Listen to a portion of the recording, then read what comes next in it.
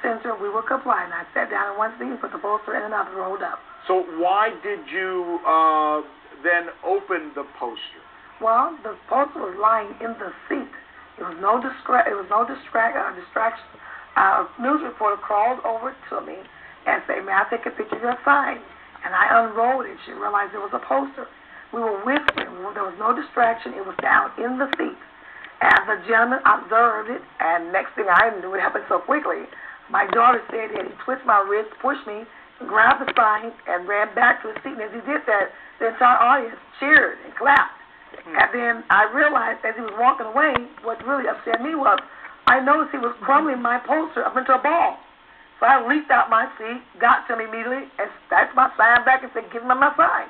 And what really appalled me was it was 4 to 5 officers on me when this man was clearly the victim. I mean, I was the victim, and he was the one that was attacking me. All right, let's watch this thing.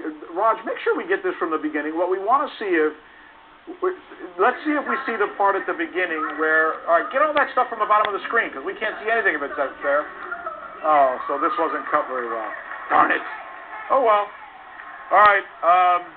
So what you're telling us about the photographer coming forward and showing it and asking you to see the poster and then you opening it for the photographer, we're just going to have to take that at face value because it's not here. Yeah, not on this video. All right. When I unrolled the poster, it was lying down on the seat, and I pressed my hands down on the seat because the poster was rolled up so she could take a picture. And then that's when the gentleman leaped from the bleachers and snatched the sign. So it does appear that although you should not have had the poster because you were specifically told not to have posters. No, we were. Excuse me, sir. No, we were not. We got there. It was in Hillsboro, an hour from St. Louis. Never been there before. Actually, 3 or 4 people warned us, asked us not to go to the town because of the reputation of racism. We went anyway because we wanted to support Senator Claire McCaskill and President Obama and support the health care reform because my neighborhood, many people do not have health care. So we came in through the back door. There was no sign posted. A police officer said, "Ma'am, take your purse and have it checked." We have the signs open.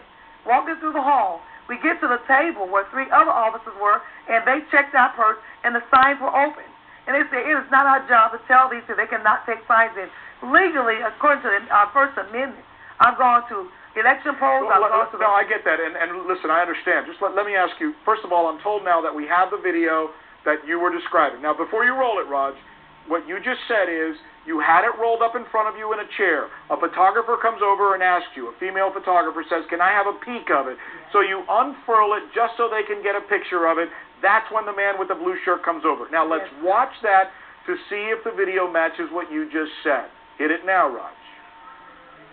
All right, we're looking over there. The person in the black is right there at the bottom of the screen asking you to see it. Now you're showing it right there, bottom left of the screen. You show it. That man gets up because you unfurled it and he takes it away. Okay, that seems to match everything that you're talking about. Let me ask you a very simple question. Were there other people there with posters, unfurled or otherwise? Well, when we walked in, because I didn't even realize we weren't supposed to have posters, and they started cheering us, said, "Put your signs away, put your sign." I'm wondering, what was the problem? It was a Rosa Parks historical sign. Why would that sign be a threat to anyone? It didn't relate to but please, just answer my question. Okay. You were sitting in a seat and you had a poster that was all folded up, right? Yes. Were there other people around you who may have had posters put away, stuck in their pants, it doesn't matter, but had posters on them? No, there were people who had signs in the back of the room that we passed up as we went in. A lady passed us going out, said the sign said, "Please pray for President Obama." All right. So there were other signs present. Thank you so much for taking us through this. By the way, before we let you go, do you think this is going to move this story? Are you planning to do anything? And how would you characterize the behavior of that man with the blue shirt? Oh, pure hatred. I have never experienced anything like that in my life, and they would really insult me when the police officer took me away. I have never experienced any act of racism at all. You know, people hate you because of your color of your skin. I feel sorry for them, and we pressed charges immediately. You know, and that was our intent. Our intent was to go and represent our president and not to start any trouble at all. My daughter saw a sign as they were coming out. On that sign said, "Nigger Obama."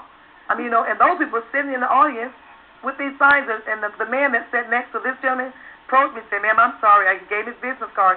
He said, I was there for the whole event. There were signs all throughout. No one ever took those signs from those people. We thank you, ma'am, for sharing your side of the story with us. As we said the other day, it happened live on our watch, and we characterized it as best we could, given the information that we were given by Claire McCaskill. We thank you, though, for filling it out for us. By the way, who invited the man who is on that video snatching the sign away from Miss Maxine Johnson.